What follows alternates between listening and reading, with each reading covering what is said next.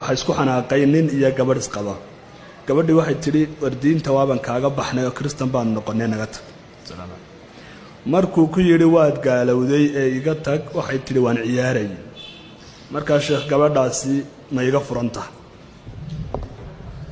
waxa ka horeyso ma iga furantahay ma gaalowday baa ka horeyso gabadhu way gaalowday diintana way ka baxday لأن diinta waan ka baxay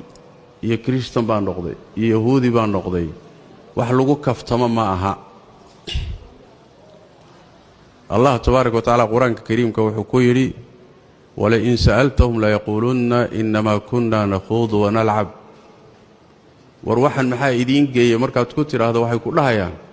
شيء كذا بان لك الشيء وأنا عيارين قل أبي الله وآياتي ورسولي كنتم تستهزئون ما الله يا رسول كيسي آيات كيسات كوتشيسيسن قد كفرتم بعد إيمانكم إيمان كذبات قالوا ذنب عليه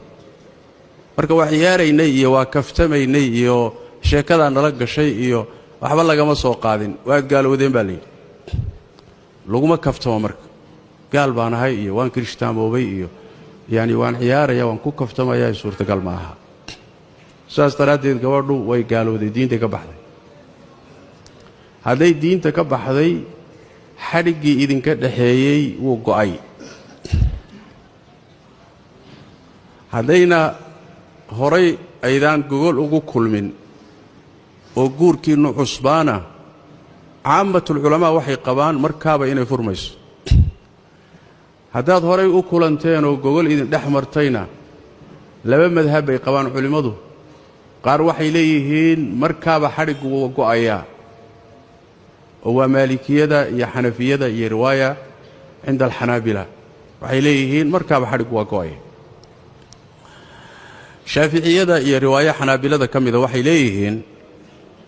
way furmaysaa laakiin furitaanku inay furanto xadhiggu uu go'o waxay ku xidhan tahay inay ciddada ka baxdo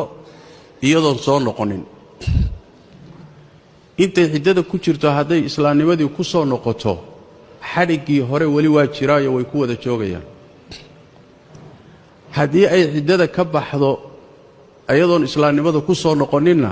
xadhiggii markaa horuu go'ay waa madhabka shaaficiyada madhabka waddankeena laga haysto waa marka labada ra'yi bay u kala duwan yihiin laakiin inay furmayso qolana ha yidhaahdeen ciddada lala sugayo hadday soo noqoto xadhiggii waa jiraa qolana ha yidhaahdeen maya xadhiggu markaaba waa go'aya inay riddadu ay furitaan keenaysana ayaduna masaladeedu sidaas weeye arrintaa marka waxaan doonayaa inaan baraarujiyo Soomaalidu way fududahay hadalla aad u fudud waxa jira ay si fudud isaga dhahaan gaalnimo iyo halisna keenay sidaas daraadeed waxay u baahan tahay inuu ruuxu aad uga fiirsado waxyaalaha diintiisa iyo aqoontiisa dhaawac u geysanay kelimo ka soo baxday ayaad naarta waxaad ugu arooraysaa 70 sano kelimadaas oo aad adiga aan wax weyn kula ahayn